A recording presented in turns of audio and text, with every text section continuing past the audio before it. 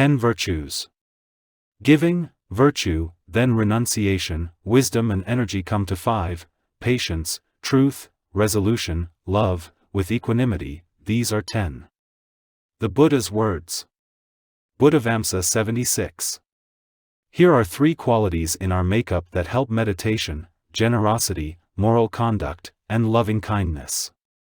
They are not the only ones, there are others that are essential ingredients of any spiritual life and need to be cultivated. These 3 qualities are called pāramīs, from parama, which means supreme. We have their seed in us. If that were not so, we would be cultivating barren ground. But we do have the potential of these qualities in us, so there's something we can do. Unless we are willing to apply ourselves, though, we are not going to achieve a strong and secure mind, which can be master of its own destiny. We are always going to be dependent upon the emotions and goodwill of others, upon our surroundings, and our comforts. As long as we are dependent upon any or all of these, we are slaves to them. To be a slave is not a very pleasant way of living.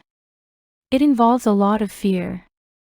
Everybody has some fears, but to be dependent upon other people or outer circumstances makes it quite impossible to have freedom of thought and action.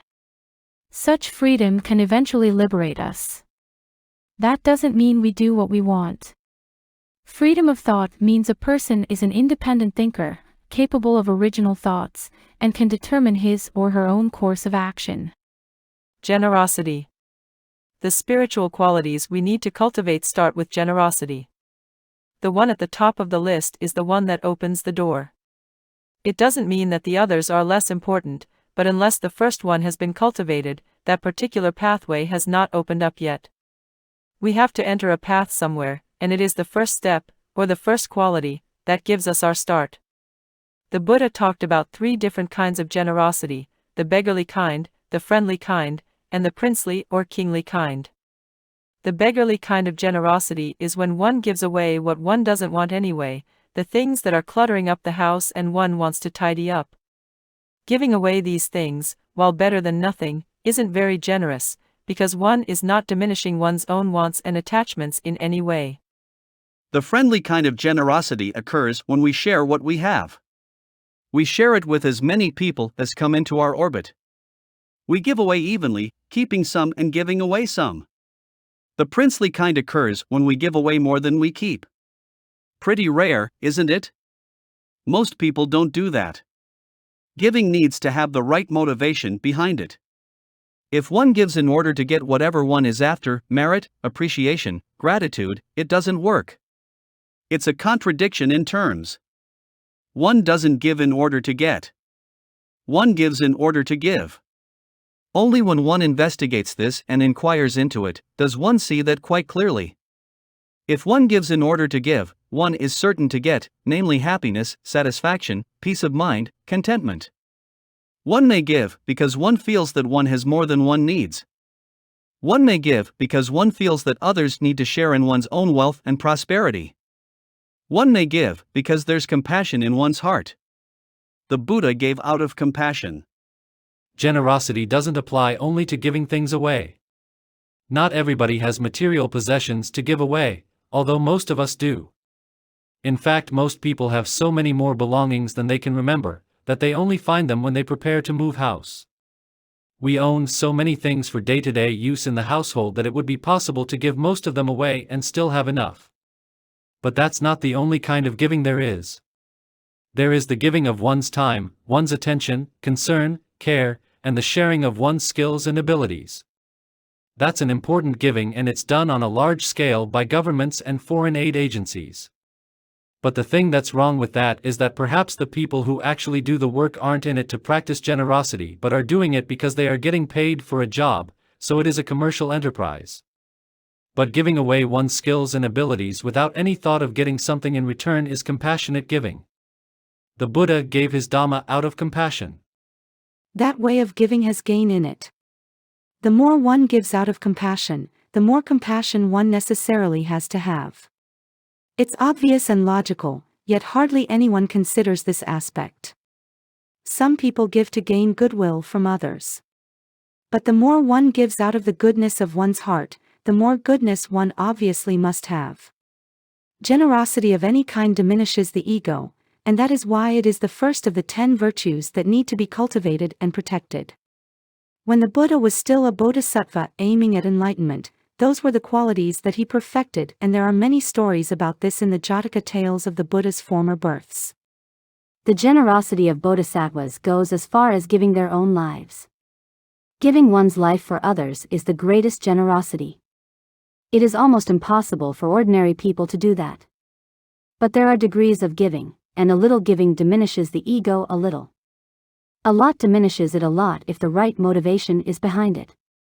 Diminishing the ego is the essence of the pathway to purification and leads to the eventual actual experience of non-self. One can't hope, wish, or imagine that one can experience this unless one has started to do something about one's egocentricity. How would it be possible? Generosity is an excellent beginning. Moral conduct. Next comes moral conduct, which concerns keeping the 5 precepts. They are directed at the diminishing and eventual overcoming of hate and greed. Diminishing hate and greed is another way of diminishing ego because they can only arise due to the ego delusion. All the Buddhist teachings go in the same direction. Sometimes people find it confusing that there are so many different discourses in which the Buddha approached spiritual emancipation. Yet it's like a huge jigsaw puzzle. When a few of the pieces fall into place, the whole makes one matching picture. The whole of the Dhamma is directed first toward getting the ego down to manageable size and then eventually getting rid of it altogether. Following and keeping the precepts is part of the picture. When we don't hurt living beings, hate is eliminated from our heart. We can only hurt or kill what we dislike. When we don't take what's not given, we reduce greed. Only when there's greed will we take what's not ours. The same goes for sexual misconduct. Wrong speech can be due to either greed or hate. Drugs and intoxicants are most often greed for pleasant sensations that appear to be easily obtained in this way. Renunciation. Then comes renunciation. Renunciation is often thought of as being something for monks, nuns, yogis, or special people who live in caves, but that is not the only way to understand it. Renunciation means renouncing one's ego aspirations, and unless we do some of that during meditation, meditation will not flourish. The ego likes to be entertained and reaffirmed constantly. When it is made to be quiet, and not do anything interesting, it objects quite vehemently and tries to circumvent the situation by finding something to support it, such as talking, reading, daydreaming, anything to keep it going. Unless we renounce these tendencies, meditation cannot succeed. In the same way, all the virtues are supports for meditation. All of them strengthen one's backbone. Meditation needs a strong backbone, not only for sitting straight but also for thinking straight. Renunciation is part of any spiritual path. It means letting go of our idea of who we are, or what we want to become, or what we want to have. These are ego identifications that constantly reaffirm me and are going in the wrong direction. What we think we own, my house, my furniture, my husband, my wife, my children, my relatives, my car, my job, my office, my friends, makes the me feel more secure because it constitutes a support system. It gives the ego an illusory stability. None of the people or possessions are permanent though. All are constantly on the verge of disappearing. If there were reality to this stability, then the bigger the house or the car, the more friends or children, the more wives or husbands, the more secure one would be. Yet, having all these people and things just brings more worries and problems. Imagine having 10 husbands instead of 1. Perish the thought. Another one of our misconceptions as to what makes us secure. What we like to surround ourselves with is the I, me, and mine making. Our concepts make it so, because obviously we can't own anyone. People die at the most inopportune moments, marry the wrong people, and go away without so much as a by your leave. They make their own karma. Yet we still call them mine and actually believe them to belong to us. As soon as we believe that, then we hang on to them for dear life. They have to remain mine. This is our identification process with our family, our job, and the things we own. Instead of just being one me, we have now grown and are embedded in several people, a job, a house, and all that goes with it. So we look somewhat larger.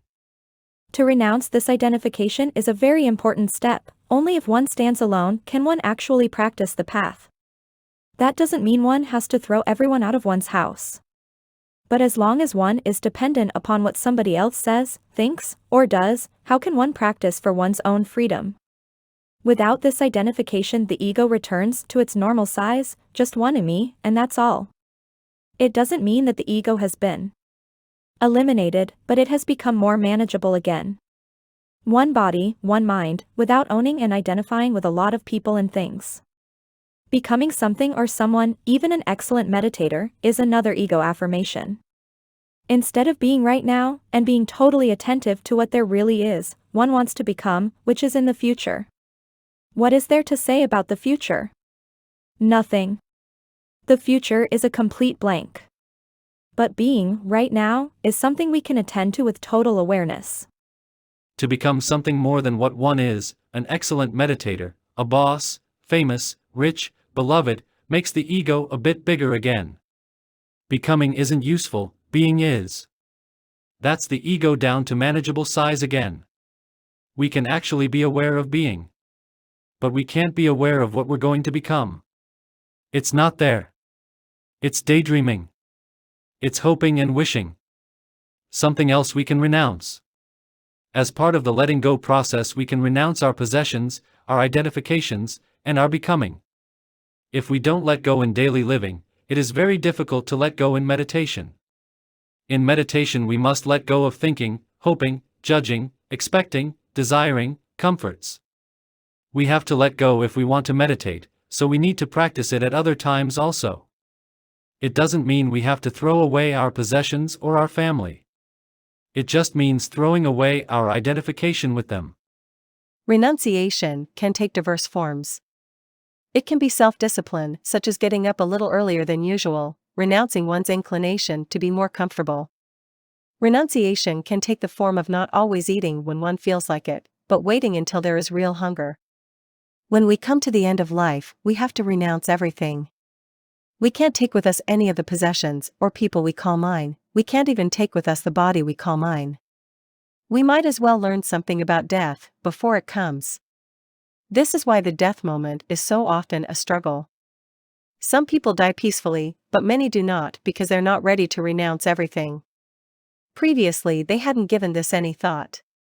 Everything we cling to is a hindrance, an obstacle. If I were to keep on clinging to this pillow here, I couldn't get out of that door. We mostly cling to other people, and that needs to be renounced. It doesn't mean getting rid of the people. It means getting rid of our clinging attitude toward them, which is the biggest hindrance.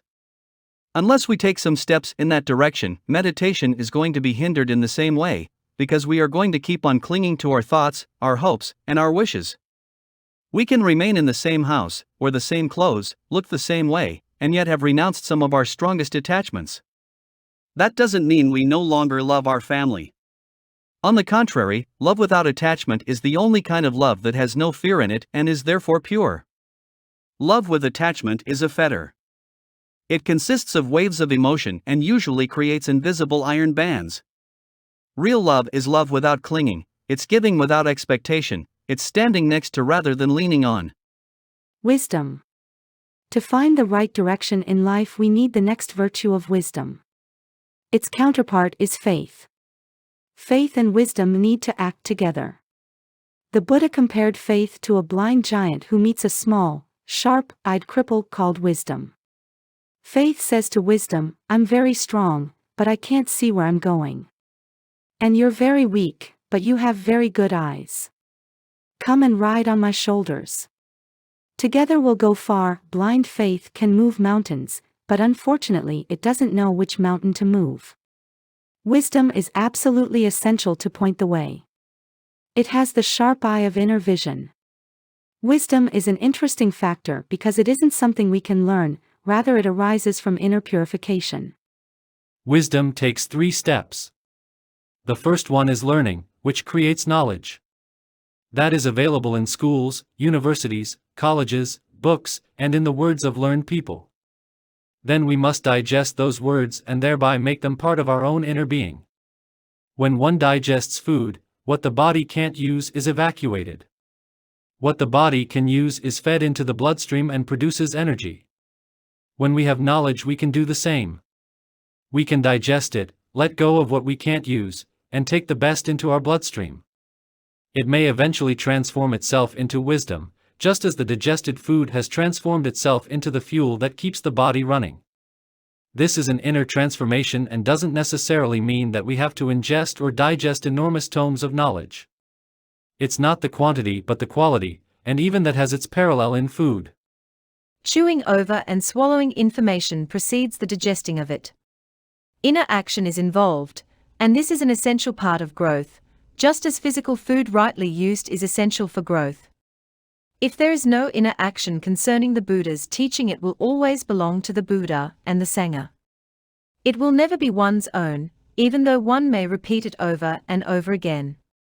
Unless one has chewed, swallowed, and digested the information, it cannot transform into inner wisdom.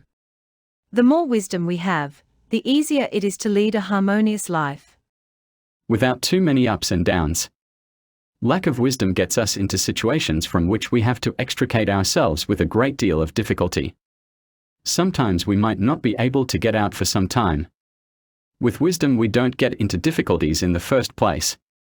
If wisdom has faith as its support, then it becomes extremely strong. The giant faith has complete confidence and cannot be shaken.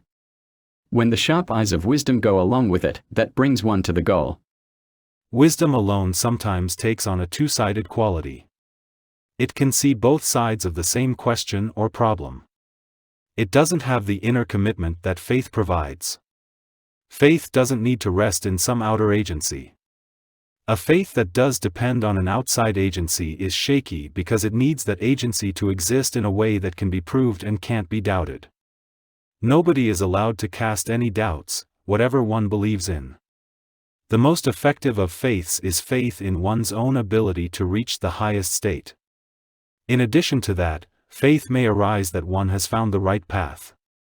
Here it means unshakable faith in the Dhamma together with sharp-eyed wisdom. Energy. The next is energy, which one can compare to the fuel that keeps the motor running. In our case, we need to generate it ourselves. It's also one of the 7 factors of enlightenment, so you can see its importance. Energy can be directed in many ways. One can expend a lot of energy in becoming a millionaire, or in building a house, or in getting the better of another person. Anything we do requires energy. Energy can also make us restless. It can keep us running from one activity to another or from one thought to another. It can carry us from one side of the world to the other, trying to find something satisfying. It has a negative quality if it isn't used properly. It isn't wholesome in itself. It's just fuel for which we have to provide the right kind of vehicle. The Buddha speaks about 5 spiritual faculties and compares them to a team of horses pulling a wagon with 1 lead horse and 2 pairs. The horse out in front is mindfulness, and it can go as fast as it wishes. It doesn't have another to balance with. Mindfulness is in the lead, it is first and foremost. Without it, the wagon couldn't get started. But the other 2 pairs have to balance with each other. The first of the 2 pairs is energy, which has to balance with concentration. Concentration settles one down. If there is only concentration and no energy, one becomes drowsy. One can become apathetic and lethargic. It can become concentration without mindfulness, because there isn't enough energy to be awake and aware. That kind of concentration isn't useful. It needs energy to balance with. But energy without concentration is